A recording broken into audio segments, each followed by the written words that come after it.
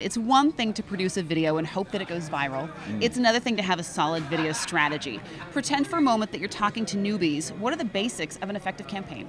I hate to begin any interview with the old adage that all consultants say, which is it depends. Right. But I think it depends on the objectives. Are you trying to reach a mass audience? Are you trying to reach a niche audience? Right. Are you trying to find contextual relevance? Maybe there's just a demographic that you're trying to reach. There's any number of genres, there's any number of niches. Yeah. And there's so many ways that you can go after delivery now. You can take the Facebook approach, you can take the YouTube approach, you can take the UGC approach. I think it really starts on the foundation of the beginnings, Yep. which is who are you trying to reach and with what medium. Is there anything across the board that companies should not do? Anything that's really going to make a campaign fail? If what you're trying to do is you're trying to reach a small niche audience, then clearly you probably don't want to go for that big national splash. If what you're trying to do is you're trying to find that small niche, then I think you really, and the beauty of digital, and this is funny, I was talking with one of my clients last night, the beauty of digital is that you can optimize. The beauty of digital, and I hate to even say this because I'm in the business of maintaining clients, but they can cancel. They can get out of the so-called contracts. There's 14-day clauses. So I mean, there's and again, I think there's so many different ways that people can approach it. What would you say, for example, to a CFO who thinks that online programming is a passing trend, or original online programming, that this video thing, yes, it's big, but is it really lasting? What would you say to the money guy? So I think he's right in that it's a passing trend. Because I think it's a passing trend only in that, so I'll qualify the statement obviously, that has a huge asterisk against it.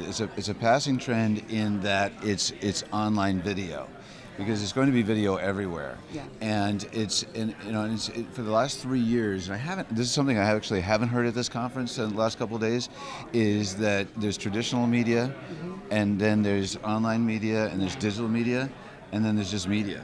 And so I think you're right in that it's a passing trend because it's going to become media. Right. And I think we really saw that today we just had a panel just a moment ago with 3 national broadcast buyers. That's the first time at a digital conference that I've ever seen national buyers. And I think you're going to interview one in just a little while. We are. And I think it's fascinating to me. It's fantastic to me. It's also, since I've been in the industry from 95, 96, to see that the attention is paid at a national broadcast level to online video. And I think now it's not online video, it's internet video. Yes. And then it will just become video. Yeah. And a term I've heard a lot as I've gone over the last couple of years with Yumi is video agnostic. I really like that.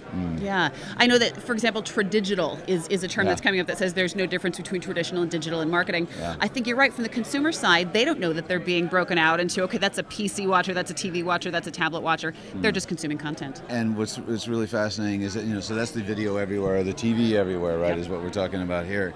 And more customers, or clients, I should say, are a little bit agnostic about that platform, about that screen, right? Because any screen that they're consuming now has the ability to connect, and thereby if it has the ability to connect, it has the ability to play video. That's true. That's true. Okay, very last question. What's one of the coolest uses of video that you've seen? I really think the tablet. I just think the tablet is, and where we're seeing, so for instance, when you look at the content pyramid, so the very top of that content pyramid where there's some scarcity is the full episode players. At the bottom, you're seeing an awful lot of UGC, and in that middle range, where people are consuming a lot of short clips, the 3 and 4 minute clips, the tablet is making the acceleration there.